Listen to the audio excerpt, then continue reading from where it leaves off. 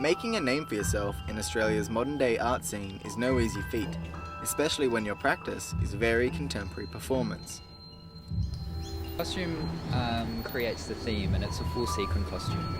The idea that the light passes on it and it's broken up into little fragments.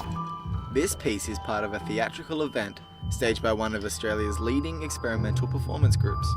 Performance Space provides an entrepreneurial platform for upcoming artists. Their Halls for Hire season provides a unique and vital service to both artists and audiences struggling to find a place in Sydney's current performing arts scene. Basically facilitate new work, and that is our role in the community.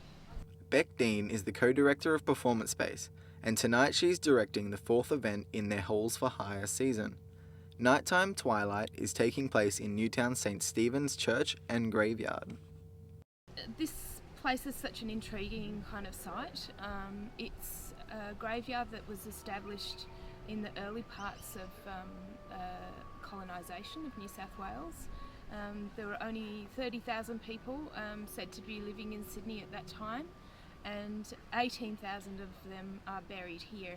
Basically, we invited artists to respond to the site and to the grounds, and so they've done so in really different kinds of ways. Some of them are serene and some of them are not. Nighttime Twilight was an open call event to all community artists and performers. The works traverse dance, performance, music, sound, light and society.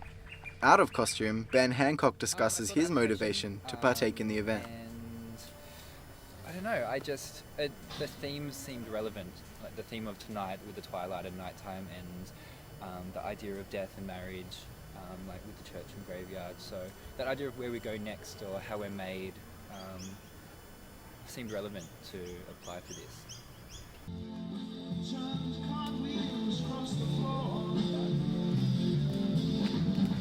There's been a really big explosion of sort of emerging contemporary performance and live art in Sydney in the last 5 years. ARIs, artist-run initiatives that might be kind of a bit underground and a bit difficult to access. Performance Space has the resources to open that kind of work up to a much wider audience. The reason that it was set up was to basically provide a space for the work that didn't sit comfortably in a traditional theatre context, and that aren't sort of easily sort of bound within a traditional theatre or gallery frame.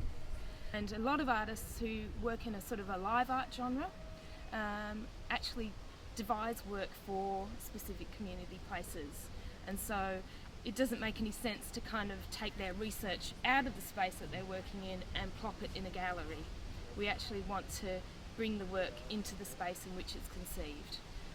And I think the Halls for Hire program is really amazing. Like it's not really like anything I've seen prior to this in Sydney.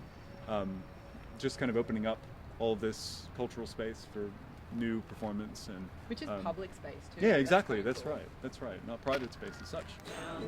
Blow him right back to old Sydney town. Give me some time to blow the man down. Braden Townsend reporting for Upstage Sydney.